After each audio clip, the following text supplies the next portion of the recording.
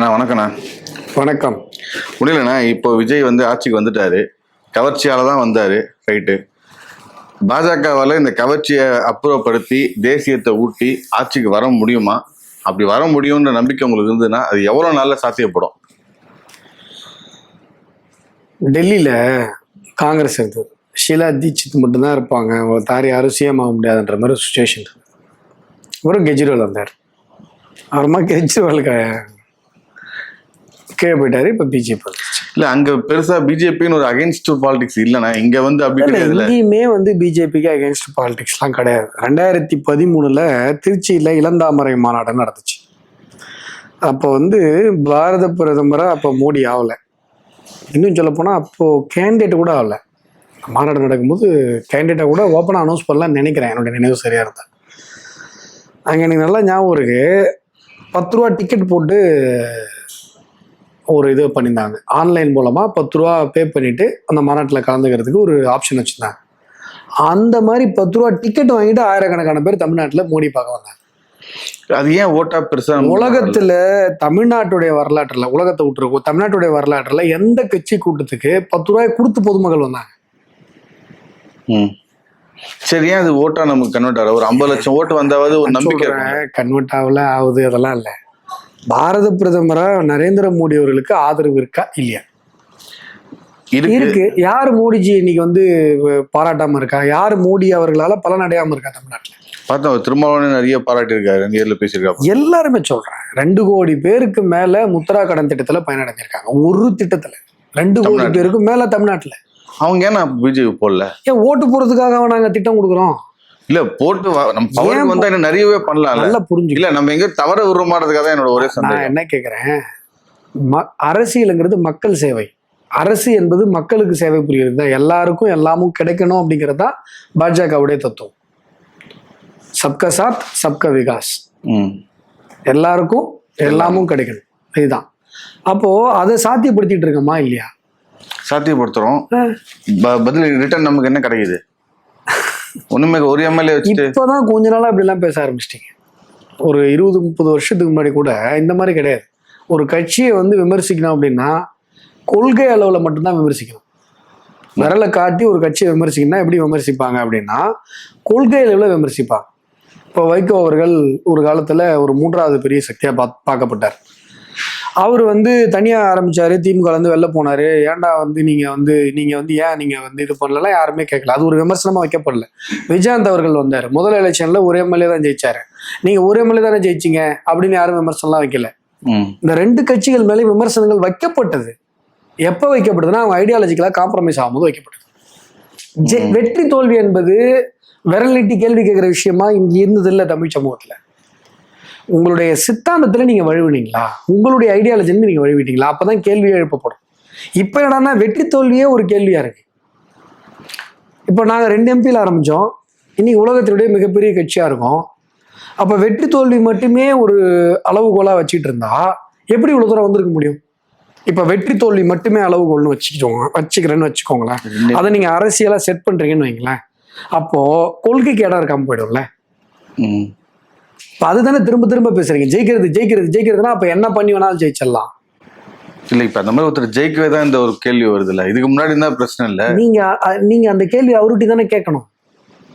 இப்ப நான் ஆரம்பத்துல அவர்கிட்ட அந்த கேள்வி தானே கேட்கிறேன். விஜய் அவர்கள் கட்சி ஆரம்பிச்சதுல இருந்து அஸ்வத்தாமன் என்ன கேட்கிறான், நல்லா கவனிச்சு பாரு, உங்க கொள்கை என்னன்னு கேட்கறான். கொள்கையோட வாங்க, நீங்க திரைத்துறையில இருந்து வாங்க, இல்ல வேற ஏதாவது துறையில இருந்து வாங்க, உங்களுக்கு இருக்கிற அந்த ஃபெமிலியாரிட்டி நீங்க பயன்படுத்திக்கோங்க. எதுவுமே மக்களாட்சியில அனுமதித்திருக்கிறார் அண்ணல், எல்லாத்துக்கும் அனுமதிச்சிருக்காரு. ஆனா உங்களுக்குன்னு ஒரு கொள்கை இருக்கணும்ல, நாங்க எதை நோக்கி போக போறோம்னு மக்கள்கிட்ட சொல்லணும்ல. இப்ப திரை கவர்ச்சியில வந்துட்டீங்க, அடுத்து உங்களுக்குன்னு ஒரு கொள்கை இல்லைன்னா அடுத்து உங்களை எப்படி தேர்ந்தெடுக்கிறது? நீங்க எதை நோக்கி போக போறீங்க? இப்ப எங்களுக்கு ஒரு கிளியர் வியூ இருந்தது இல்ல, நாங்க ஒருங்கிணைந்த மனிதத்துவம்னு ஒரு தத்துவத்தை வச்சிருக்கோம். அந்த தத்துவம் எங்ககிட்ட இருந்ததுனாலதான் வாஜ்பாய் அவர்கள் என்ன செஞ்சாரோ, எந்த புள்ளியில அவர் விட்டுட்டு போனாரோ அந்த புள்ளியில இருந்து 10 வருஷம் கழிச்சு மறுபடியும் வந்த மோடி அவர்கள் எடுத்துட்டு போனார். அந்த மனுஷன் எங்கெங்கெல்லாம் விட்டாரோ, நாட்டுடைய கட்டமைப்புகள் 4 ரோடுகள் கொண்டு வந்தார், இவர் அப்படியே வந்தார்.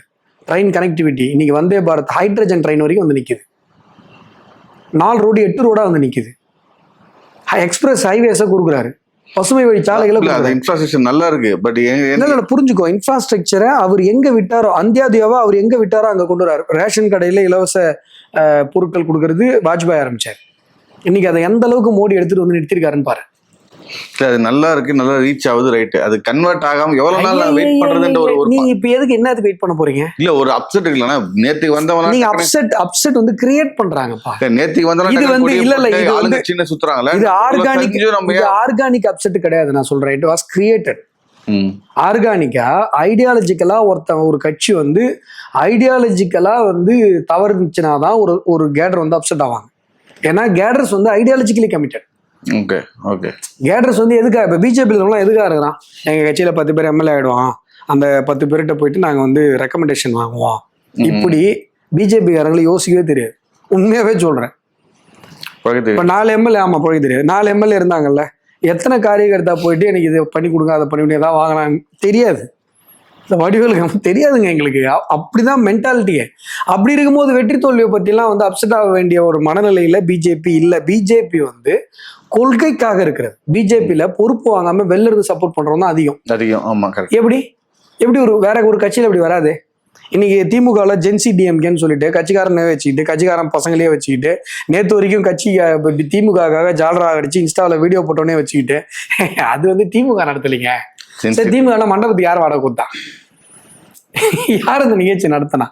அப்படி இல்லை பிஜேபியில உண்மையிலேயே நம்ம ஆர்மி, மோடி ஆர்மி, அது இதுன்னு ஏகப்பட்டது. எப்பயில இருந்து 2012 முன்னாடி இருந்து வாலண்டியர் சர்வீஸ், எல்லாம் வாலண்டியர் சர்வீஸ். அப்போ நோக்கம் என்ன? இந்த நாட்டுக்கு நான் ஏதாவது செய்யணும். பிஜேபி அந்த நாட்டுக்கு செய்யுது. பிஜேபி இந்த நாட்டுடைய சொந்த அரசியல் தத்துவத்தை தன்னுடைய கட்சியினுடைய அரசியல் தத்துவமா வச்சிருக்கு. இந்த நேஷன் முக்கியம், இந்த நாட்டில் இருக்கிற தூசு துருப்பு கூட முக்கியம், இந்த நாட்டுடைய கலாச்சாரம் முக்கியம், இந்த நாட்டுடைய வாழ்வியல் வழிமுறை, இந்த நாட்டினுடைய ஆன்மீக வழிமுறை, இந்த நாட்டினுடைய அரசியல் வழிமுறை முக்கியம் நினைக்குது. இந்த நாடை முன்னேற்றணும்னு துடிக்குது. அங்க இருக்கிற கேடர்ஸ் எல்லாம் நாடு முன்னேறினா போதும், நான் முக்கியமா நாடு முக்கியமான, முதல்ல நாடு நல்லா இருக்கட்டும்னு நினைக்கிறேன். இப்ப நாட்டுப்பட்டு இருக்கிறவங்க பிஜேபி ஆதரிக்கிறாங்க. இப்போ நீங்க பேசுறதெல்லாம் கரண்ட் அஃபேர்ஸ் சார். இல்ல சார், அது வந்து சார் அங்க வந்து அவர் அப்படி பண்ணிட்டாங்க சார், இவங்க வந்து இப்படி பண்ணிட்டாங்க சார், இதெல்லாம் கரண்ட் அஃபேர்ஸ். இது ஐடியாலஜிக்கல் அஃபேர் கிடையாது. அன்னைக்கு நடந்துச்சு, அடுத்த நாள் அது இருக்க போறது இல்லை. ஆனா ஐடியாலஜிக்கல் அப்படி கிடையாது. ஐடியாலஜிங்கிறது எப்பயுமே இருக்கு. நான் தான் சொல்றேன், இது இன்னைக்கு மாறிடும். அப்படியே இருக்க போதா? நீ ஒரு விஷயத்த குறைன்னு நினைக்கிற, இது வந்து ஒரு கரண்ட் அஃபேர்ஸ். ஒரு 10 பேர் இருக்கிற இடத்துல நல்லது நடக்கும், கெட்டது நடக்கும். மனிதர்கள் 10 பேர் இருந்தா 10 இடத்துல ஒரு ஸ்ட்ராட்டஜின்னு ஒண்ணு பண்ணா தப்பாவும் முடியும், சரியாகவும் முடியும். இப்ப திமுக தோத்துருச்சு, ஆட்சியில் இருந்த கட்சி. இப்ப பிஜேபி எதுக்காக எலெக்ஷன் ஃபேஸ் பண்ணிச்சு? ஆட்சி பிடிக்கணும்னா. இந்த எலெக்ஷன்ல ஆட்சி பிடிக்க முடியாது பிஜேபிக்கு தெரியாதா? இப்ப பிஜேபி கேண்டிடேட்டா வந்து ஜெயிச்சிருந்தா நாங்க போய் முதலமைச்சராக இருக்க முடியாது. நமக்கு தெரியும்ல. எதுக்காக போனோம்? திமுக இறங்கிடுச்சு. திமுக எவ்வளவு பெரிய லாஸ்? 2வது வந்துருவோம்னு உண்மையிலே நம்பிட்டு இருந்தாங்க. என்னைக்கு முதலமைச்சரே தோத்துட்டாரு. சிஎம் விஜய் வந்து சட்டசபையில அவ்வளவு கலாய்கிறாரு. அப்ப அவங்களுக்கு எப்படி இருக்கும்? அவன் வந்துட்டு இல்லைங்க நாங்க தோத்துட்டாங்க, நாங்க திமுக விட்டு வெளில வர போறோம் அப்படியே சொல்ல போறோம். அதான் யோசிச்சு பாரு. அவங்க இல்லாத இனவாதமா இருந்தா கூட அவங்களுக்கும் ஒரு ஐடியாலஜி இருக்கு. ஐடியாலஜி தான் கேடர்ஸ் ட்ரிவன் பண்ணும். அதாவது வெற்றி கொத்தடிமையா இருக்கிறதே ஒரு ஐடியாலஜி வந்து கொத்துசுன்னு பேசுறாங்க. அதாவது என்ன ஐடியாலஜினா, நாங்க அந்த குடும்பத்துக்கு கொத்தடிமையா இருக்கிறதாங்க எங்களுடைய ஐடியாலஜி. சோ வெற்றி தோல்வி பேசுறாங்க. ஆனா இப்போ நீங்க சொல்றது கான்செப்ட் புரிஞ்சுக்கிட்டேன். வெற்றி தோல்வியை மீறி ஐடியாலஜி மட்டும் தான் வைக்கணும்னுங்க.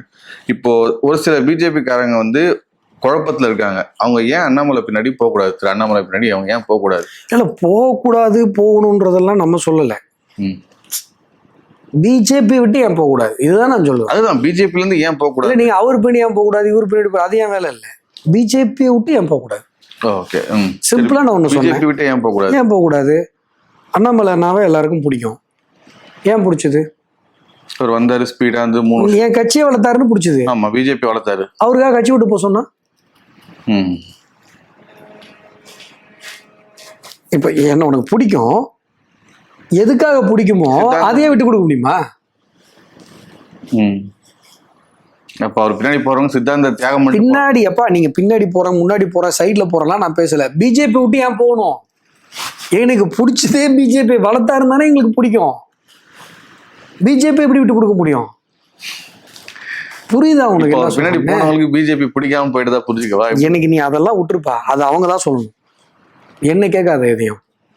நான் வந்து இப்போ வரைக்கும் நான் ஏதாவது அவரை விமர்சிச்சேனா? இல்ல நம்ம பண்ணல. ஆனா அவர் விமர்சிச்சதா புரிஞ்சுக்கிட்டோ இல்ல வந்து விமர்சிச்ச மாதிரி வேணும்னே நினைச்சுக்கிட்டோ அவங்களுக்கு தெரியும் நான் விமர்சிக்கலன்னு, இருந்தாலும் அப்படியே விமர்சிச்ச மாதிரியே ஒரு பாவலா பண்ணிட்டு நிறைய பேர் என்ன விமர்சிக்கிறாங்க. ஆனா அதுல என்ன கொடுமைன்னா நிறைய பேர் என்னால பலன் அடைஞ்சவங்க. அதான் யோசிச்சுட்டு எப்பறம் இவ்வளவு மனசாட்சி இல்லாம உங்களால அந்த சில பேர்லாம் பாக்குறேன், டேய் அடப்பா இல்லை எப்பறம் அவங்களுக்கு இதில் இந்த அளவு மனசாட்சி வருது, நம்மளாம் அந்த இடத்துல அந்த மாதிரி மனசாட்சி வரும். ஒருத்தர நம்ம பலன் அடைஞ்சிருக்கோம், நான் எப்படி போய் அவரை விமர்சிக்கிறோம் அப்படின்ட்டு அது பண்றாங்க. பட் அது வேற விஷயம். நான் சொல்றது என்னுடைய கட்சியை நான் எப்படி விட்டு கொடுக்க முடியும்? புரிஞ்சுச்சு. இதுக்கு பெரிய விளக்கம்லாம் ஒண்ணுமே தேவையில்லை சுனிலே.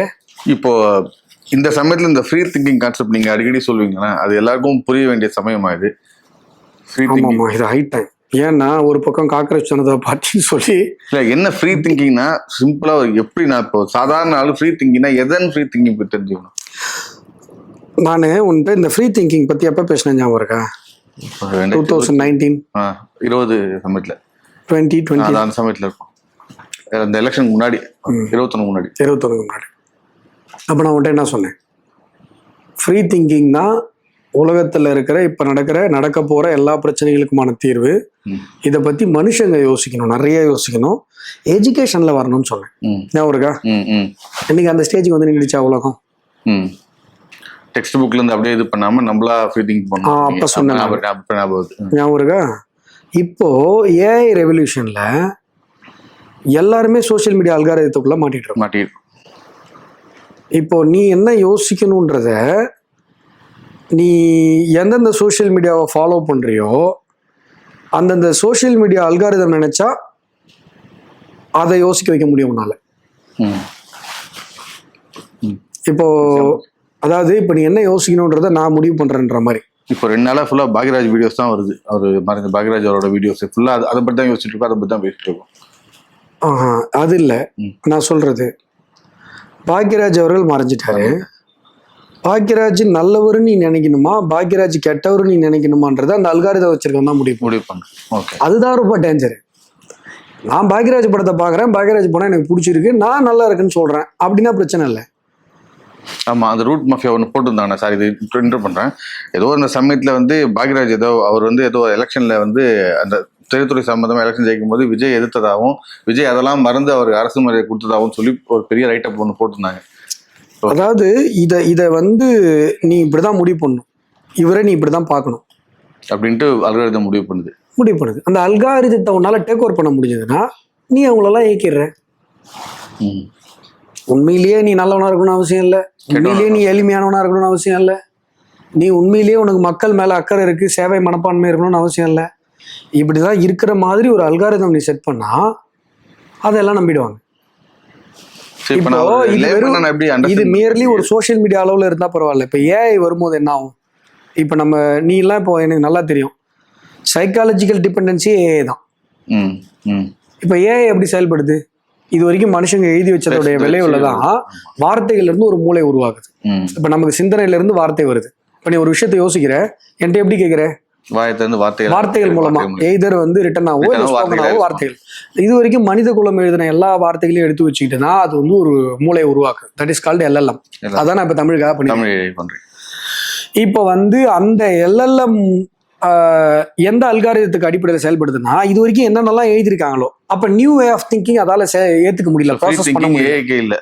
100% இல்ல. இப்ப நான் ஒரு ஃப்ரீ திங்கிங்ல பிரான்ஸ்ல ஏஐ சமிட் நடந்தது தெரியுமா? அதுல போய் மோடிஜி பேசுறாரு. மனுஷன் டைரக்டா எடுத்த உடனே நீங்க எல்லாம் வந்து ஒரு வீடியோ ஜென்ரேஷனோ இல்ல இமேஜ் ஜென்ரேஷனோ இருக்கிற ஒரு எல்எல்எம்க்கு நீங்க ஒரு ப்ராம்ப்ட் கொடுங்க. ஒரு மனுஷன் வந்து ரைட் ஹேண்ட்ல எழுதுறது வழக்கம், நீங்க ப்ராம்ப்ட் வந்து ஒரு மனுஷன் லெஃப்ட் ஹேண்ட்ல எழுதுற மாதிரி ஒரு இமேஜ் கொடுங்க அப்படின்னு சொல்லிட்டு ஒரு விஷயத்தை தூக்கி போடுறாரு. எல்லாரும் அப்படியே ஒரு விஷயம் ஸ்டன் ஆகி பாக்குறாங்க. நீங்க நல்லா யோசிச்சு பாருங்க, எந்த ஏஐ வேணா நீங்க ட்ரை பண்ணி பாருங்க. மோஸ்ட் ஆஃப் த ஏஐ வந்து லெஃப்ட் ஹேண்ட்ல எழுதுற ஒரு மனுஷனுடைய இமேஜ் கொடுன்னு ப்ராம்ப்ட் கொடுத்தா அதை ரைட் ஹேண்ட்ல எழுதுற இமேஜ் தான் கொடுக்கும். ஏன்னா இந்த உலகத்துல நிறைய பேர் right majority of algorithm. So அதோடைய அந்த ப்ராம்ப்டை பொறுத்த வரைக்கும் நிறைய எழுதப்பட்டது தான் அது வந்து எடுத்துக்கிட்டு உள்ள வருது. நான் வந்து உனக்கு தெரியும்ல, நான் வந்து சோஷியல் மீடியால அதிகமா இருக்க மாட்டேன், ஏஐ கூட தான் இருப்பேன். எல்லா ஏஐயோடைய ப்ரீமியம் சப்ஸ்கிரிப்ஷனும் என்கிட்ட இருக்கு. சண்டை போட்டிருக்கேன் அதுகிட்ட. நான் அதுகிட்டே கேட்டிருக்கேன் நிறைய நேரத்துல, உன்னால புது விஷயத்த சொன்னாலும் உன்னால ப்ராசஸ் பண்ண முடியல. எஸ் ட்ரூ, எல்லா எல்எல்எம்மும் அக்செப்ட் பண்ணிக்கிறது. ஏன்னா நாங்க வந்து ஆல்ரெடி இருக்கிற ஒரு கஸ்டமரி ரிட்டர்ன் ஏற்கனவே எழுதப்பட்ட ஒரு விஷயத்த வச்சுதான் எங்களுடைய எல்எல்எம்ன்ற அந்த மூளை உருவாகும். புது விஷயத்த அதால அக்செப்ட் பண்ண மோடிஜி வந்து அந்த ஏஐ சமிட்ல உலகத்துடைய ஒரு மனசாட்சி அப்படி ஒரு உழுக்குறாரு. அப்போ ஏஐயால புது விஷயங்களை ஏற்படுத்துறதுக்கு ஏஐயும் நம்ம ட்ரைன் பண்ணணும். ஏஐ டிபெண்டன்சி இருக்குல்ல, ஏஐ டிபெண்டன்சில மனுஷன் வந்து ஃப்ரீ திங்கிங்க்கு அவனை ட்ரைன் பண்ணணும். இப்ப ஃப்ரீ திங்கிங்னா என்னன்னு வரேன். இப்போ வந்து இது ஏஐனால வந்த பிரச்சனை இல்லை, ஏஐனால அக்ரவேட் ஆன ஒரு பிரச்சனை. இது எப்பயுமே இருக்கு. முன்னாடி வந்து அச்சில் இருப்பது தான் அறிவுன்னு சொல்லி மனுஷன் நம்பினான். பிரிண்ட் பண்ணி டெக்ஸ்ட் பண்ணி கொடுத்துட்டேன்னு வச்சுக்கோங்க, அதான் அறிவு. புக்லேயே போட்டுருக்கு அப்படின்னு. நீ ஏதாவது ஒரு விஷயம் அறிவுபூர்வமா பேசணும்னு வைங்க, என்கிட்ட நிறைய இந்த கேள்வி எங்க படிச்சீங்கன்னு கேட்பான். இது எங்க படிச்சீங்கன்னா அப்ப அது எவனோ ஒருத்தன் யோசிச்சு தானே எழுதியிருக்கான். அப்போ உன் மூலையில வர்றது அறிவா இருக்க முடியாதா? படிச்சாதான் அறிவா? புரியுதா நான் என்ன சொல்றேன்னு? இப்ப நம்மளோட அறிவுக்கு வர்றது யார் வேலிடேட் பண்றது? அப்போ எதுக்கு உன் அறிவுக்கு வரதை வேலிடேட் பண்ணணும்? இப்போ வந்து ஆப்பிள் கீழே விழுந்தது, நியூட்டன் வந்து கிராவிட்டின்னு ஒன்று விஷயம் இருக்குன்னு யோசிக்கிறாரு, அதை யார் வேலிடேட் பண்ணணும்? New thinking. அவர் அதை ப்ரூவ் பண்றாரு, உலகம் நம்புது. நீ புதுசா ஒரு விஷயத்த கண்டுபிடிக்கும் போது பழைய விஷயத்த நம்பிட்டு இருக்கவன் அதை எப்படி வேலிடேட் பண்ணுவான்? எந்த புது விஷயமா இருந்தாலும் முதல்ல எதிர்ப்பு தான் சம்பாதிக்கும். உலகம் உருண்டுன்னு சொன்ன கல்லூலியாவா கல்லால் அடிச்ச கொண்டு விட்டானுங்க. சொல்றது இதுக்காக, ஆமா சொன்னதுக்காக. ஏன்னா பைபிள் படி உலகம் தட்ட, நீ வந்து உலகம் உருண்டைன்னு சொல்லிவிட்ட. ஆனா நம்ம இதுல பாத்தீங்கன்னா உலகம் உருண்டைதான். அதாவது செடிக்கு உயிர் இருக்குன்னு சர் சி வி ராமன் அவர்கள் நிரூபிச்ச போது உலகமே ஆச்சரியப்படுத்தி, இந்தியாவில் யாரும் ஆச்சரியப்படல. ஏன்னா இந்தியாவுடைய கல்ச்சரே தான். ஏன்னா தொல்காப்பியர் வந்து மரத்துக்கு ஒரு அறிவுன்னே சொல்லிட்டார். அதாவது மரத்துக்கு உயிர் இருக்கு, அதுக்கு ஒரு அறிவு இருக்குன்னே சொல்லிட்டார். ஸோ இங்க உலக உருண்டைங்கிறது நீ பார்த்தனா தெரியும், எல்லா சாமியும் உலக உருண்டையா தான் இருக்கும், கையில வச்சிருப்பாங்க. இவர் வராக பெருமாள் வந்து அந்த கொம்புல உலகம் எல்லாம் இருக்கு இல்ல, பெருமாளுடைய வாயில சுத்தம். அப்போ வந்து உலக உருண்டைன்றது நமக்கு ரொம்ப காமன். அது ஒரு நியூஸே இல்லை நமக்கு. ஈவன் புவியீர்ப்பு விஷயம் நமக்கு நியூஸ் இல்லை, அது வேற விஷயம். அப்போ நியூ தாட் வரும்போது உலகம் வந்து அதை இதுதான் பண்ணும், ரிபல் தான் பண்ணும், இல்லை ஒத்துக்கும் போது. அப்போ எவன் உனக்கு எவாலுவேட் பண்ணுவான்?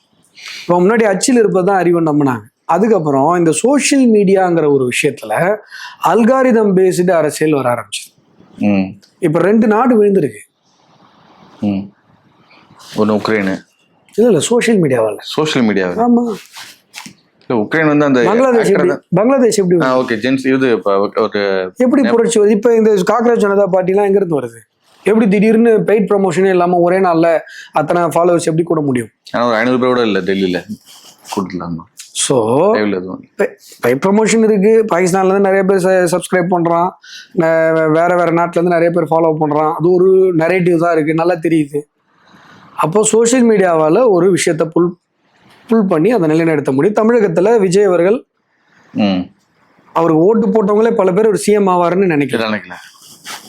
ஸோ சோசியல் மீடியாவை எஃபெக்டிவாக அவங்க பயன்படுத்தி ஒரு ஆட்சி அமைச்சிருக்காங்க. நான் தப்பு சொல்லலை.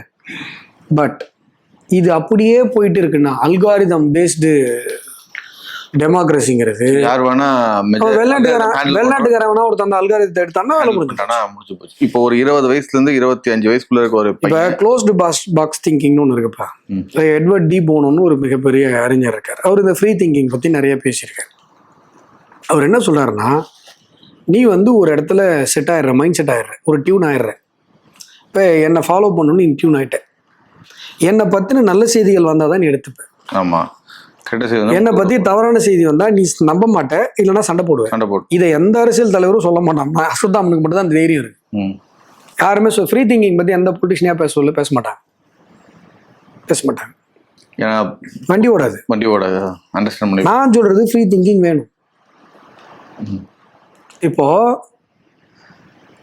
உன்னை சுற்றி எவ்வளோ அல்காரிதம் இருந்தாலும் எவ்வளோ விஷயம் இருந்தாலும் அது எல்லாத்தையும் ஒதுக்கி வச்சுட்டு சுயமா எது சரி எது தவறுன்னு யோசிச்சுப்பாங்க.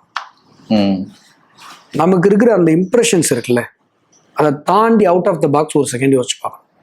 இதுதான் இந்தியன் மென்டாலிட்டி. இப்ப இந்த பசங்க எல்லாம் யோசிக்காம போட்டாங்க. இது புரிஞ்சுக்கப்பா, அல்காரிதம்ப்பா. அதாவது டெய்லி உனக்கு ஒரு வீடியோ வந்துகிட்டே இருக்கு. ஆமா, டெய்லி வந்துகிட்டே இருக்கு. இதுதான் மைண்ட் செட் பண்றாங்க. முன்னாடிலாம் நான் லா காலேஜ் படிக்கும்போது பார்த்தீங்கன்னா நிறைய அரசியல் பேசுவோம்ல லா காலேஜ்ல.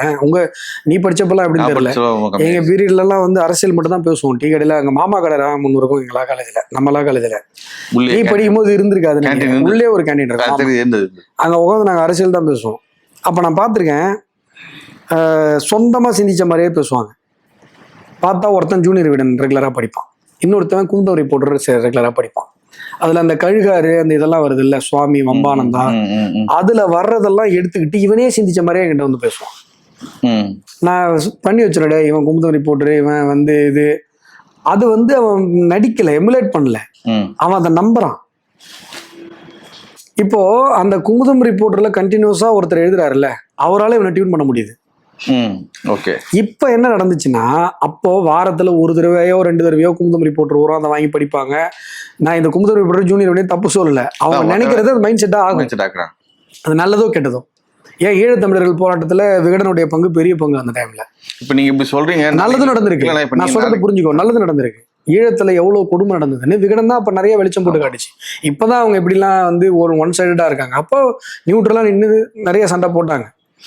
பட் எனிவே, இப்போ இது விஷயத்துக்கு வரும். இப்போ வந்துட்டு வாரத்துக்கு 2 தடவை அந்த புக் வரும், அதுல வந்து படிச்சுட்டு ஒருத்தன் இன்ஃப்ளூயன்ஸ் ஆகுறான். இப்போ ஒரு நாளைக்கு எவ்வளவு நேரம் நம்ம சோசியல் மீடியா பார்க்குறோம்? ஒரு 5 மணி நேரம். 5 மணி நேரமா? நான் 6 மணி நேரம் பார்ப்பேன். ஸோ நிறைய டைம் பார்க்குறாங்க. நீ இப்போ 5 மணி நேரமே வச்சுக்கோ, 5 மணி நேரம் நீ சோசியல் மீடியா பார்க்குறோம். நான் எவ்வளோ நேரம் பார்க்குறேன்னு எனக்கு தெரியல. நான் நிறைய ஏஐயோட இருக்கேன், எனக்கு கிடைக்கிற டைமில் ஏஐ யூஸ் பண்ணுறேன். நிறைய ஓடிடியில் படம்லாம் பார்ப்பேன், ட்ராவலில். சோஷியல் மீடியாவை நான் பார்க்குறேன். இப்போ என்னென்னா, இப்போ நிறைய டைம் வந்து சோஷியல் மீடியாவில் ஜனங்க போய் மாட்டிக்கிட்டாங்க. அப்போ இன்ஃப்ளூயன்ஸ் பண்ணுற ரேஷியோ அதிகமாகும்ல. நான் சொல்கிறது புரியுது. சோஷியல் மீடியாவில் வந்து பிரச்சனை இல்லை, அச்சில் இருப்பது அறிவு, மீடியாவுடைய இன்ஃப்ளூயன்ஸு, இதை தாண்டி சோஷியல் மீடியா இன்ஃப்ளூயன்ஸுங்கிறது எக்ஸ்ட்ராவாக இருக்குது. ஏன்னா நம்ம நிறைய டைம் அதோட ஸ்பெண்ட் பண்ணுறோம், ரொம்ப ஈஸி மூடாகவும் இருக்குது. எக்ஸாக்ட்லி. இப்போ கூடவே இருக்கிற ஒருத்தவங்க ஒருத்தரை பற்றி தப்பாகவே சொல்லிட்டு இருக்கான்னு வையேன், கொஞ்ச நாள் நீ அவரை தப்பாக தான் நினைப்ப. ஒருத்தரை நல்லாவே சொல்லிட்டு இருக்காங்கன்னு வையேன், நீ கொஞ்ச நாள் அவன் நல்லா நினைப்ப. அந்த கூட இருக்கிற ஒருத்தன்னு சொல்றான்ல, அதான் சோசியல் மீடியா. இப்போ நம்ம அந்த மாதிரி அல்காரிதம் யூஸ் பண்ணி நம்ம ரெடி ஆகலாம். பிஜேபி மேல கொண்டு வரல, நம்ம எக்ஸ்பிளைன் பண்ணி சொல்லி கொடுத்து அவங்களுக்கு புரிய வச்சு கிளாரிட்டி கொடுத்து, அதுதான் பிஜேபி. நாளைக்கு நீங்க அறிக்கை விடுறீங்கன்னா அந்த ஃப்ரீ திங்கிங்ல அதுல தப்பு இருக்குன்னு கூட 4 பேர் சொல்லணுமே. அதானே டெமோக்ரஸி. இல்லைன்னா டெமோக்ரஸி அழிஞ்சிருமே. அண்ணல் இதுக்காக இவ்வளவு கஷ்டப்பட்டு கான்ஸ்டியூஷன் எழுதினாரு. இப்ப என் மேல தப்பு இருந்தா சொல்லணும்ல. இப்ப நான் பண்றது சர்வீஸ். நான் வந்து எலெக்ஷன் நின்னாலும் நிக்காலனாலும், ஜெயிச்சாலும் ஜெயிக்கலனாலும், சீட்டு கிடைச்சாலும் கிடைக்கலாலும் என் வேலையை நான் பண்ணிட்டு தானே இருக்கேன். நான் ஒரு விஷயம் புதுசு புதுசா யோசிச்சுட்டு தான் இருக்கேன். என்னால விஷயங்களை நான் பண்ணிட்டு தான் இருக்கேன். இதை நான் எதிர்பார்த்து எதையுமே பண்ணலையே. அப்போ என் மேல தவறு இருந்தா நீ சொல்லணும்ல. நீ மோடிஜி பேசுறத பார்த்திருக்கியா மேடையில? அந்த மனுஷன் ஆடியன்ஸ் எல்லாரையும் அறிவாளி நினைச்சு தான் பேசுவார். நல்லா யோசிச்சுப்பார். ஃப்ரெண்ட்ஸ்ன்னு சொல்லி தான் அட்ரஸ் பண்ணுவாரு. வெறும் அட்ரஸ் மட்டும் இல்லை, அவர் பேசுறதே, சார் நீங்களும் என்ன அளவுக்கு இன்டெலெக்சுவலு, என் அளவுக்குன்னு கூட கிடையாது, நீங்க இன்டெலெக்சுவலு, நான் உங்கள்கிட்ட இந்த விஷயத்த பேசுறேன், இந்த மாதிரி தான் இருக்கும் அவருடைய டோன். நீ தமிழ்நாட்டில் நான் நேம் பண்ணி சொல்ல விரும்பல, நிறைய பொலிட்டீஷியன்ஸ் வந்து நான் ரொம்ப அறிவாளி, நீ கொஞ்சம் கம்மி தான், உனக்கு நான் கஷ்டப்பட்டு எக்ஸ்பிளைன் பண்றேன்ற டோன்லேயே பேசுவான். புரியுதா உனக்கு? அது என்னன்னா அந்த ஒரு விஷயம். இதுதான் பிஜேபி. பிஜேபி என்ன நினைக்குதுன்னா, நீ வந்து சரி இப்ப அதான் இப்ப நான் சொன்னல உன்ட்ட, தமிழர்களுக்கு புரியுற பாஷையில பேசுங்க அப்படின்னு சொல்லி இப்ப சோசியல் மீடியால நிறைய பேர் தமிழ்நாட்டு அரசியலுக்கு நீங்க செட் ஆகல. நீ கூட என்கிட்ட கேட்டேன்னு நினைக்கிறேன் போன்ல, என்னன்னு தமிழ்நாடு அரசியலுக்கு நம்ம பாலிடிக்ஸ் செட் ஆகல. நான் உன்ட்ட என்ன சொன்னேன் ஞாபகம்? வெஸ்ட் பெங்கால் பாலிடிக்ஸ் என்ன, வெஸ்ட் பெங்கால் பாலிடிக்ஸ் என்ன இருந்தது?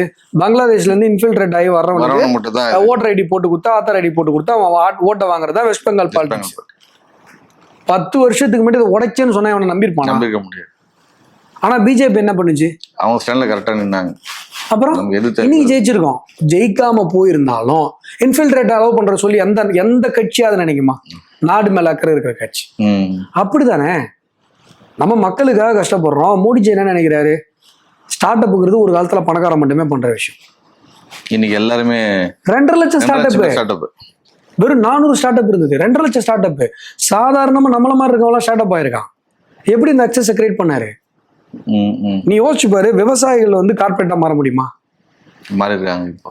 வாஜ்பாய் யோசிச்சாரு. FPO, ஃபார்மர் ப்ரொடக்ஷன் ஆர்கனைசேஷன் எப்ப ஆரம்பிச்சது? வாஜ்பாய் பீரியட்ல ஆரம்பிச்சது. அப்ப அது எவ்வளவு பெரிய தொலைநோக்கு திட்டம். விவசாயிகள்லாம் கார்பரேட் ஆகணும், கார்பரேட்டுகள்லாம் விவசாயத்தை சுரண்டுறாங்க. எதுக்கு அங்க போய் நிக்கணும்? விவசாயிகளே 10 பேர் சேர்ந்து கார்பரேட் ஆகு. அவனுக்கு நான் ஆடிட்டர் போட்டு தரேன், ஆடிட்டருக்கு சம்பளம் போட்டு தரேன், 1 வருஷம் அவன் நடத்தட்டும் கார்பரேட்டா. புரியுதா? இந்த எல்லாருக்கும் எல்லா அக்சஸையும் கிரியேட் பண்றதுதான் பிஜேபி. அதனாலதான் இந்த ஃப்ரீ திங்கிங் வந்து மோடிஜி பேசுறாரு.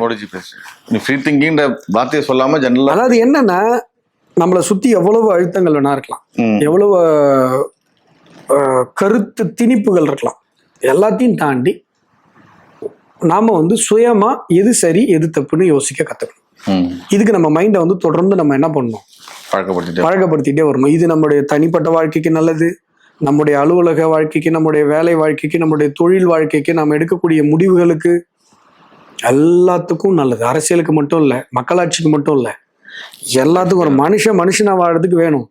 சுயமா நான் சிந்திக்கிற சுதந்திரம் எனக்கு இருக்கணும்ல. என் சிந்தனை எவனோ ஒருத்தன் முடிவு பண்ணா அது எப்படி சுதந்திரமா இருக்க முடியும்? பிசிக்கலா எவனும் நம்மளை கண்ட்ரோல் பண்ணல, மென்டலா கண்ட்ரோல் பண்ண. மேட்ரிக்ஸ் படம் பாத்திரியா? பாத்துல மேட்ரிக்ஸ் படம் போய் பாரு. அதுல வந்து என்ன ஆகும்னா, உலகம் முழுசும் ஒரு ரோபோட் வந்து கண்ட்ரோல் பண்ணிடும். ஒரு நல்ல பெரிய சைஸ் கேப்சூலுக்குள்ள மனுஷன் உட்காந்துப்பான். அந்த மனுஷனுக்குள்ள ஒரு வயர் மாதிரி போகும், மூளைக்குள்ள ஒரு தாட் ப்ராசஸ் போயிட்டு இருக்கும். அவனை பொறுத்த வரைக்கும் அவன் ஏஞ்சிருக்கிறான், சாப்பிட்றான், அலுவலகம் போறான், இல்லை ஏதாவது ஒரு வேலைக்கு போறான், அவனுடைய வாழ்க்கை அங்கே நடந்துட்டு இருக்கு. ஆனா உண்மையிலே அவன் பிசிக்கலா எங்க இருக்கானா, அந்த முட்டைக்குள்ள இருக்கான். எல்லா மனுஷனையும் இந்த முட்டைக்குள்ள போட்டு அந்த சூப்பர் கம்ப்யூட்டர் வந்து எல்லாரையும் அடிமைப்படுத்தி வச்சிருக்கோன்றதான் மேட்ரிக்ஸ் படம். இப்ப அதான் நடந்துட்டு இருக்கு. இன்னும் கொஞ்ச நாள் ஏஐக்குள்ள போயிடும். அப்போ எஜுகேஷன் சிஸ்டத்தையும் நம்ம மாற்றணும். இப்போ எஜுகேஷன் சிஸ்டம் என்னவா இருக்கு? நீ நிறைய பக்கத்தை மனப்பாடம் பண்ணி வச்சுட்டேன்னா நீ ஃபர்ஸ்ட் ரேங்க் மாறுவேன். நான் ஒரு 2 பக்கத்தை மறந்துட்டேன்னா நான் செகண்ட் ரேங்க். எவ்வளவு பெரிய படிப்பா இருந்தாலும் மனப்பாடம் தானே. சாரி, இந்த படிப்பு சார் எல்லாம் மனப்பாடம் தானே. இப்ப நேஷனல் எஜுகேஷன் பாலிசி அதை மாத்துது. புரிஞ்சுக்கும், மனப்பாடம் பண்ணாது. இப்போ நீங்க நேஷனல் எஜுகேஷன் பாலிசி வந்து இந்தியா எங்கேயுமே கம்பல்சன் இல்ல, ரீஜனல் மட்டும் தான் சொல்றீங்க. அது ஏன் இப்போ வரைக்கும் போய் சேர? பியூட்டிஃபுல். இப்ப நான் சொல்றேன்ல, நான் எத்தனை வருஷமா சொல்றேன், நீ யோசிச்சு பாரு. 2021 எலெக்ஷன்ல ஒரு மீட்டிங் ஒன்று நடந்தது. யூடியூப்ல அந்த வீடியோ இப்போ வரைக்கும் வீடியோ. அது ஆமா 49 நிமிஷம். அது என்னுடைய ஸ்பீச் மட்டும். அதுல அந்த டயஸ்ல நிறைய பேர் இருப்பாங்க, வேற வேற ஐடியாலஜில இருந்து நிறைய பேர் இருப்பாங்க. அது யாரோ ஒருத்தவங்க அது ஆர்கனைஸ் பண்ணாங்க, நான் போயிருந்தேன். அப்ப நான் பேசியிருக்கேன், தேசிய கல்விக் கொள்கை வந்தாதான் தமிழ் வாழும். கண்டினியூஸா சொல்லிட்டு இருக்கேன். அது இப்பெல்லாம் எல்லா பிரஸ் மீட்டிங், அந்த 35 பக்கம் அமெண்ட்மெண்ட் ஆக்ட்லயுமே அதுல தெளிவா அந்த ரீஜனல் லாங்குவேஜ் மட்டும் தான் கம்பல்சரின்னு இருக்கு. அதை நீங்க சொல்லவும் சொல்லிட்டீங்க. அதை மீறியும் அரசியல்வாதிக்கு பேசட்டும், ஒரு 5.5 கோடி மக்கள் ஏன் அதை அண்டர்ஸ்டாண்ட் பண்ணி? ஏன்னா என்னுடைய வீடியோவை விட ஹிந்தி திணிக்கிறாங்கன்ற வீடியோ தான் உங்களுக்கு அதிகமா வருது. அவ்வளவுதான். அப்ப நம்ம அந்த அல்காரிதத்தை ஃபாலோ பண்ணணும். ஐயோ, நான் பங்களாதேஷ்காரனை உள்ள விடுன்ற மாதிரி இருக்குது பாரு. நான் சொல்றது பர்மனன்ட் சொல்யூஷன். Okay okay. அது அதிகமா வருது, அப்ப அதை நம்புறாங்க. இதுதான் நமக்கு அதிகமா வருது, அப்ப அதை நம்புறேன். அப்ப அதை அதிகமா வர்றதுக்கு ஒருத்தன் வந்து ஃபண்ட் பம்ப் பண்றான், ஏதோ ஒரு டீம் பம்ப் பண்றான், அவன் நினைக்கிறது நடக்குது. அப்போ பர்மனன்ட் சொல்யூஷன் என்ன? Free thinking. எஜுகேஷன்ல இருக்கணும் ஃப்ரீ திங்கிங். எது எப்படி நடந்தாலும் நாம சுயமா சிந்திச்சு, எது நாம கன்வின்ஸ் ஆகி, எப்பொருள் யார் யார் வாய்க்க இருப்பினும் அப்பொருள் மெய்ப்பொருள் காண்பது அறிவு. ஃப்ரீ திங்கிங் அப்பயே வந்துச்சுன்னா அப்போ 2000 பகவத்கீதையில இருக்கே. நீ இன்னைக்கு ஒரு சோசியல் மீடியாவில் இருக்கிறத நம்புறோம். உனக்கு 10 ரீல்ஸ் எது பத்தி வருதோ அதுதான் அறிவுன்னு நீ நினைச்சுக்கிற, அதான் உண்மை நினைச்சுக்கிற. ஈரானுக்கும் அமெரிக்காவுக்கும் போர் நடக்குதுன்னா யார் பக்கம் நியாயம்? உனக்கு யார் பக்கம் நியாயம்னு ரீல்ஸ் அதிகமா வருதோ அதான். உக்ரைனுக்கும் ரஷ்யாவுக்கும் போர் நடக்குது, யார் பக்கம் நியாயம்? உனக்கு எந்த ரீல்ஸ் அதிகமா வருதோ அதான் நியாயம். மெஜாரிட்டி நியாயம். வெறும் சாதாரண கையில் இருக்கிற ஒரு டிவைஸ் நம்ம என்ன யோசிக்கணும்னு முடிவு பண்ணுது. பகவத்கீதையை பத்தியா? வர்றது பரம்பொருள், நல்லா தெரியும். அதான் கடவுள். பரம்பொருள் அர்ஜுனனுக்கு தெரியுது, சொல்றான் பரம்பொருள் நீ தான் கிருஷ்ணா. ஆனா நீ சொல்றது என்னால ஒத்துக்க முடியல. ம். ஏன் through by way of free thinking? பகவத்கீதையில ஆமா அதுல எதனால ஒத்துக்க முடியல ஃப்ரீ திங்கிங்? எனக்கு கன்வின்ஸ் ஆகல. ம். ஃப்ரீ திங்கிங் தான் இந்தியாவுடைய அடையாளம். நீ இப்ப எந்த உபனிஷத்தை வேணா எடுத்துக்கோ, உபநிடதங்கள் எல்லாமே எடுத்துக்கோ, எல்லாமே கேள்வி பதில் தான். கேள்வி பதில்னா டிபேட்டு. ம். இல்லைங்க நீங்க சொல்றது ஒத்துக்க முடியலைங்க, அப்புறம் எப்படிங்க அது அப்படி வரும், அப்புறம் எப்படிங்க இது இப்படி வரும்? அப்போ அந்த ஃப்ரீ திங்கிங்ன்றது இந்தியாவுடைய கலாச்சாரத்துல, இந்தியாவுடைய சிவிலைசேஷன்ல, இந்திய நாகரிகத்துல அப்படியே ஆழமா ஊறி போயிருக்குது. அப்ப நீங்க த்ரூ ஃப்ரீ திங்கிங்கால தான் தாவேகா அரசு அந்த விஷயத்துல பாராட்டினீங்களா? இப்போ அந்த ஃபுட் ஆர்கானிக் ஃபுட்டுக்கு லோன் கொடுக்குறதா ஒரு நியூஸ் வந்ததுல நீங்க பாராட்டி ஒரு போஸ்ட் போட்டிருந்தீங்க. டிஎம்கே, ஏடிஎம்கே, ஈவன் பிஜேபி கூட யாரும் அந்த விஷயத்த பாராட்டி போடல, பட் நீங்க மட்டும் போட்டிருந்தீங்க. இது நல்ல விஷயம்ப்பா. நான் ரொம்ப நாளா உங்கள்கிட்ட சொல்லிட்டு இருக்கேன். நான் நம்ம பர்சனலா பேசும்போது சொல்லியிருக்கேன்ல, ஒரு ஸ்டேட்ல ஒரு குறிப்பிட்ட ஒரு சில உணவுப் பொருட்கள் அந்த ஸ்டேட்டுடைய ஐடென்டிட்டியோட குறைஞ்ச விலையில நல்ல சுகாதாரமா கிடைக்கணும். நான் அதிலே போட்டிருக்கேன் பாரு, எல்லா ஸ்டேட்லையும் லிஸ்ட் பண்ணியிருக்கேன். ஒவ்வொரு ஸ்டேட்டுக்கும் அந்த மாதிரி இருக்கு. நம்ம இதில் போனேன்னா கர்நாடகாவில் கம்பங்கள்லையும் அவிச்ச முட்டையும் கொடுப்பாங்க. ஒரு 20 ரூபாய்க்குள்ள ஒரு மனுஷன் பசியாடுறதுக்கு ஒரு உணவு இருக்கணும். அந்த உணவை சாப்பிட்றதுல எந்த விதமான தயக்கமும் அவனுக்கு இருக்கக்கூடாது. இப்ப இட்லி அந்த இடத்த இருந்துச்சு தமிழ்நாட்டுல, இப்ப இட்லியாவா இருக்கு? மிஷின் இட்லி வந்துருச்சு. சாப்பிட்டா செரிக்க மாட்டேது, ஏப்பம் வருது. இட்லி தான் உலகத்தினுடைய சுகாதார சொல்றது சிறந்த உணவுன்னு சொல்லி WHO அவார்ட் பண்ணுச்சு. நீ ஹோட்டல் இட்லிலாம் அப்படி இருக்கா? வெள்ளைன்னு வெளுத்து போய் இந்த லைட் மாதிரி இருக்கு. இப்போ உங்களோட ஃப்ரீ திங்கிங்கால தாவேகா அரசை வந்து இன்னொரு விஷயம் நான் சொல்றேன், எதிர்கட்சிகள் நல்லது பண்ண, ஆளுங்கட்சி நல்லது பண்ணா எதிர்கட்சி பாராட்டணும். அப்புறம் திமுக யாருமே பண்ணல. மோடி என்ன பண்ணாலும் தப்பு. உங்களுக்கு இருக்க ஃப்ரீ திங்கிங் உங்களுக்கு இல்லையே, அதனால நம்ம பீட் ஆகுறோம்ல. அதுதான் எனக்கு பீட் ஆகுறது இல்ல, ஒரு நாள் இது அக்செப்ட் ஆக தானே போகுது. இந்த உலகம் சுத்தி இங்க வந்து தானே நிக்க போகுது. ஃப்ரீ திங்கிங்ல வந்து கண்டிப்பா இந்த உலகம் நிக்கும். அவங்க பண்ற தப்பா? அன்னைக்கு ஒருத்தன் சொல்லுவான், டே எப்பா ஏடா இந்த மனுஷன் அதை எத்தனையோ வருஷமா அஸ்வத்தாமன் ஒருத்தன் பேசிட்டு இருந்திருக்காண்டா அப்படின்னு சொல்லுவான். ரொம்ப நாள் கழிச்சா சொல்லுவானுங்க, கொஞ்சம் சீக்கிரமா சொல்ல. இல்லைண்ணா இப்போ நீங்க அவன் பண்ற தப்ப எதிர்த்து பேசுறீங்க, நல்லது ஆதரிக்கிறீங்க. அந்த மாதிரி நம்ம பிஜேபி சைட்ல மேல பண்ற தப்புன்னு பேசட்டும், நல்லதையுமே பேசவே மாட்டாங்களே. அது பிஜேபி செஞ்சாலே ஒழுங்கா இருக்கணும். அவங்க இப்படி இருக்கும் போது பிஜேபி செஞ்சாலே அது தப்புன்னு பேசுறாங்க. அது தப்பா சரியா? அது தப்பு தான். அப்ப தப்பையே என்ன பண்ண சொல்ற? நம்ம அதை பண்ண சொல்லணும். நான் இப்ப தாவேகா பண்ற எல்லாத்தையுமே தப்புன்னு சொல்லணும்னு நல்ல எதிர்பார்க்கிறேன். அவங்க உணவு சுகாதாரமான உணவு கிடைக்கிறத நாங்க உறுதி செய்யறோம்னு சொன்னா நல்ல விஷயம், பாராட்டுறேன். நான் என்ன கேட்கிறேன், வெற்றி முக்கியமா நோக்கம் முக்கியமா? நோக்கம் தான் முக்கியம். வெற்றி முக்கியமா கொள்கை முக்கியமா? கொள்கை தான் முக்கியம். சரி 10 வருஷம் நம்ம ஆட்சியில இல்ல, வாஜ்பாய் பீக்ல இருந்தாரு, வாஜ்பாய் தோப்பாருன்னு அப்ப யாருமே நினைக்கல. மன்மோகன் சிங் பிரதமர் ஆவாருன்னு யாருமே நினைக்கல. சின்ன கூட்டணி கால்குலேஷன்ல சிம்பிளா மிஸ் ஆச்சு. நீ எடுத்து பாரு, எத்தனை எம்பின்னு பாரு. நினைச்சிருந்தா வாங்குறதுனா வாங்கி இருந்திருக்கலாம், நினைக்கல. 10 வருஷம் திரும்ப ஆட்சிக்கு வருமா வரமாட்டோமா தெரியாது. இது ஒரு ஐடியாலஜி, அவ்வளவுதானே. சாமர்த்தியம் இல்லாம ஒரு பார்வை வந்துடாது. அதுக்கு பேரு தமிழகத்து இந்தியாவுடைய அதிக எம்எல்ஏ பிஜேபி இருக்கு. தமிழ்நாடு மட்டும் பேச, இந்தியாவுடைய அதிக எம்பி பிஜேபி இருக்கு. உலகத்தினுடைய பெரிய கட்சி பிஜேபி. சாமர்த்தியம் இல்லைன்னா எனக்கு புரியல. இல்ல தமிழ்நாட்டுல நமக்கு இன்னும் சாமர்த்தியம் வரலையா? தமிழ்நாட்டுல இன்னும் எங்களுடைய தத்துவம் புரியல. எல்லாருமே வந்து என்ன சொல்றாங்கன்னா, இல்லைங்க பிஜேபி வந்து ஒரு மதத்துக்காக பேசுற கட்சி. நாம என்ன சொல்றோம், இது மதமே இல்லைங்க, இது நாகரிகம். இது மதம்னு வெள்ளைக்காரன் தெரியாம பேர் வச்சுட்டு போயிட்டான். இந்தியாவுடைய அரசியல் தத்துவத்துக்கு என்ன பேரு, இந்தியாவுடைய ஆன்மீக தத்துவத்துக்கு என்ன பேரு, இந்தியாவினுடைய பாரம்பரிய பண்பாடு, வாழ்வியல் வழிமுறை, விவசாயம், இது எல்லாத்துக்கும் என்ன பேரு? இந்து நாகரிகம்னு பேரு. அவன் அதை இந்து மதம் தப்பா சொல்லிட்டு போயிட்டான். நாங்க இந்த நாகரிகத்தை இந்த நாகரிக பாரம்பரியத்தை பத்தி பேசினா, இங்க இருக்கிற நாகரிகத்துல, அதாவது என்னுடைய நாகரிகம், என்னுடைய சிவிலைசேஷன்ல ஒரு பொலிட்டிக்கல் சயின்ஸ் இருக்கும்ல, பொலிட்டிக்கல் ஐடியாலஜி இருக்கும்ல, அதை பேசினா அது மதம்ன்றாங்க. நான் இப்ப வெள்ளைக்காரன் தப்பா புரிஞ்சுட்டு போயிட்டான்பா இது மதம்னு. இங்க ஒரு ரூலிங் இருந்துச்சா, செங்கோல் சொல்றோம், நீ செங்கோல மதம்ங்கிற, அப்ப நீ முட்டா போய் தானே. செங்கோல் கொண்டு போய் வச்சாங்க. அது இந்த நாட்டுடைய கலாச்சாரம்பா, நாட்டுடைய கலாச்சாரம். நீங்க சிவாச்சாரியாரே மதம் இல்லைங்கிற நானு. சரி, அப்ப எல்லாத்தையும் மதம் control alt del del del del, அப்ப என்ன இருக்கும்? இந்தியான்னு என்ன இருக்கும்? என்ன இருக்கும்? புரியல. எல்லாத்தையும் எடுத்துருங்க, மதம்னு நீங்க அடையாளப்படுத்துற எல்லாத்தையும். இந்தியாவுக்குன்னு என்ன இருக்கும்? வாயில வந்துட போகுது ஒண்ணுமே இல்ல, சட்டசபையில பைபிள்ல வந்து வசந்த சொன்னாரு. அப்ப யாரும் அது வேறப்பா, அது வேறப்பா. நான் அதை பத்தியே நான் பேசல. இல்ல, அப்ப யாரும் சொல்லல. நம்ம அது அப்படிதான் சொல்லுவாங்க. இந்துக்களை திட்டுறது மட்டும்தான் இங்க அரசியல் ஆகி போச்சு. நான் அதுக்குள்ள வரல. ஆனா பிஜேபி என்ன சொல்லுது?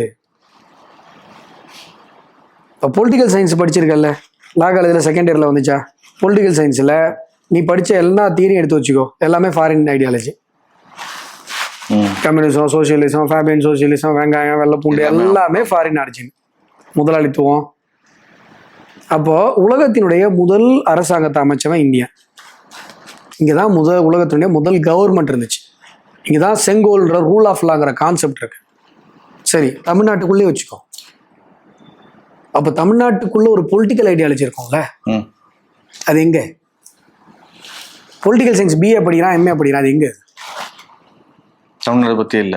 பொலிட்டிக்கல் சயின்ஸ்ல இல்லையே, தமிழ்நாடு பத்தி இல்ல. அதுல இந்தியாவுடைய பொலிட்டிக்கல் சயின்ஸ்னு ஒண்ணு கிடையாது.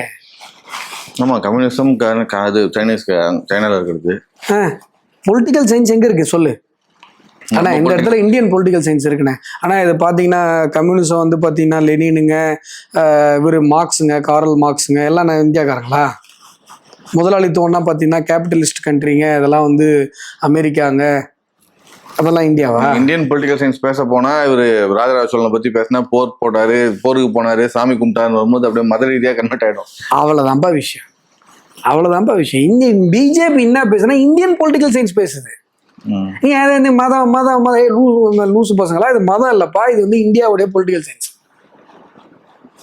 அப்ப நீங்க வந்து இல்லைங்க பிஜேபி வந்து மதவாத கட்சின்னு எல்லாம் சொல்றான், அதனால நீங்க இந்தியன் பொலிட்டிக்கல் சயின்ஸே பேசாத விட்டுருங்க இந்தியன் பொலிட்டிக்கல் அப்படின்ற மாதிரி தான் நீங்க சொல்றீங்க. இல்லைன்னா அப்ப இந்தியன் பொலிட்டிக்கல் சயின்ஸ் ஒரு சப்ஜெக்ட, இந்தியன் பொலிட்டிக்கல் சயின்ஸுக்கு தான் நாங்க இன்டெகிரல் ஹியூமனிசம்ன்ற ஒரு விஷயத்தை வடிச்சு அரசியலா பேசுறோம்னா எஜுகேஷன்ல எப்படி கொண்டு இன்டெகிரல் ஹியூமனிசம் வந்து நம்மளை பொறுத்த வரைக்கும் பிஜேபிக்கான கொள்கை கிடையாது, இந்தியாவுக்கான பொலிட்டிக்கல் சயின்ஸ். அது எல்லா கட்சியும் அதுக்குள்ள வாங்க தான் நாமளும் சொல்றோம்.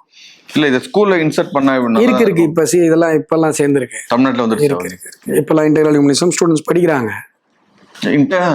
Indian political science, Indian political சயின்ஸ்னாலும் இன்டெகிரல் ஹியூமனிசம்னாலும் ஒண்ணு தானப்பா. இப்ப நல்லா புரிஞ்சுக்கோ, கம்யூனிசம் எங்க இருந்து வருது? வெளியூர்ல இருந்து வந்தது இல்ல. கம்யூனிசம்ன்ற தத்துவம் என்ன? சைனால இருந்து வந்த தத்துவம் தானே சொல்றீங்க. கம்யூனிசம்னா என்ன? எல்லாருக்கும் சமமா, விஜய் மாதிரி இட்லி எல்லாருக்கும் ஈக்குவலா இருக்கணும், யாரும் முதலாளியா இருக்க கூடாது, என்ன சம்பாதிச்சாலும். எங்க இருந்து ஆரம்பிக்குது? எங்க இருந்து ஆரம்பிக்குதுன்னா புரியல. எல்லாமே ஈக்குவலா இருக்கணும்னா என்ன ஈக்குவலா இருக்கணும்? பணம், பொருளாதாரம், வசதி எல்லாம் ஈக்குவலா இருக்கணும். நீ எங்க இருந்து ஆரம்பிச்சாலும் ஒரு உயிரற்ற பொருள்ல இருந்தானே ஆரம்பிக்கிற. நீ இட்லியை வச்சு கம்யூனிசத்தை எக்ஸ்பிளைன் பண்ணாலும், பணத்தை வச்சு பண்ணாலும், கார்ல் மார்க்ஸோட கோட்டை நேரட்டா நீ வந்து டெரைவ் பண்ணாலும், உயிரற்ற ஒரு பொருள், ஒரு பொருளாதாரன்ற ஒரு வெல்த்தை வச்சு தான் நீ வந்து எக்ஸ்பிளைன் பண்ற. கேபிட்டலிசத்தை முதலாளித்துவம், ஒரு முதலாளி வந்து இப்ப முதலீடு பண்ணி பிசினஸ் பண்றது, முதலீடு, பிசினஸ், பொருளாதாரம். Human value எங்கச்சு?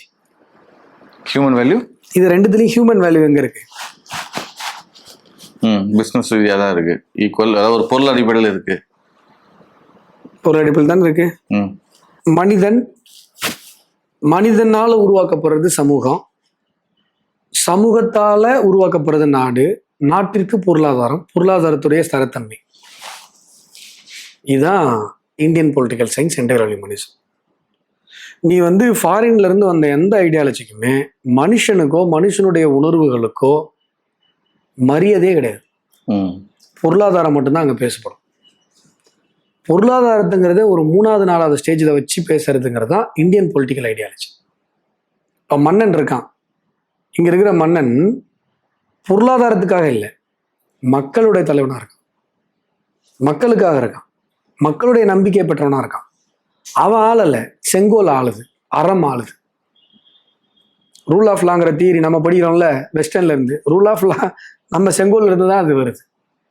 அப்போ இந்த பொலிட்டிக்கல் ஐடியாலஜி தான் நம்ம பேசுறோம்.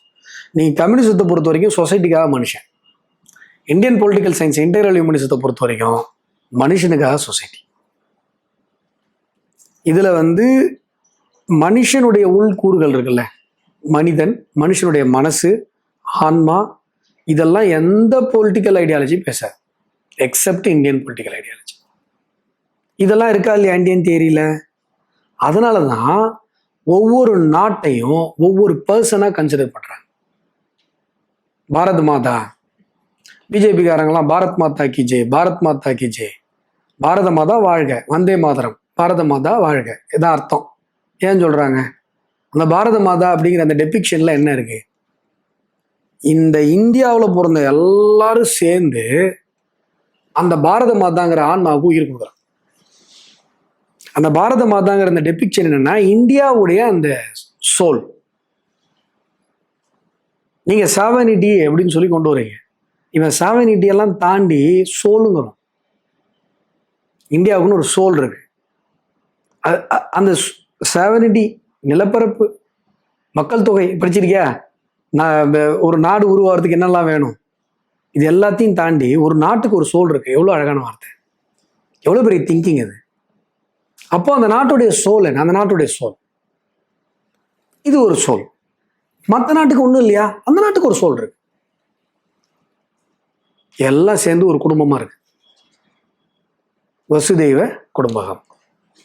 யாதும் ஊரே யாவரும் கேளீர், தீதும் நன்றும் பிறர் தர வாரா, நோதலும் தனிதலும் அவற்றோர் அண்ணன், சாதலும் புதுவது அன்றே. கணியன் பூங்குன்றனார். இது என்ன? இந்த யாதும் ஊரே யாவரும் கேளீர் என்ன சொல்லுதோ அதுக்கு பேர் தான் இந்தியன் பொலிட்டிக்கல் சயின்ஸ், அதுக்கு பேர் தான் இன்டெகிரல் ஹியூமனிசம், அதுக்கு பேர் தான் பிஜேபி. அதுல இல்லாத ஒரு விஷயத்தையும் பிஜேபி சொல்லல, அதுல சொன்ன எந்த விஷயத்தையும் பிஜேபி மறுக்கல. முழுமையா அதுதான் பிஜேபியோட ஐடியாலஜி. புரியுதா என்ன சொல்றேன்னு? அப்போ இந்தியன் பொலிட்டிக்கல் சயின்ஸ் என்ன? இதுதானே பார்க்கணும். சூப்பர்ண்ணே, பக்கா. நான் நிறைய கேட்கணும்னு நினைச்சேன், அது கொஞ்சம் இன்னும் இருக்கு, பட் டைம் ஆயிடுச்சு, இதுக்கு மேலே கேட்க முடியாது. அதனால ஒரு நெக்ஸ்ட் வீக்ல அடுத்த செஷன்ல கண்டிப்பா இன்னும் நிறைய இருக்கு. அந்த திருப்பரங்குன்ற அப்பீல் மேட்டர்லாம் கேட்கணும்னு நினைச்சேன், அது கண்டிப்பா நான் அடுத்த இதுல கேட்டுறேன். நன்றி.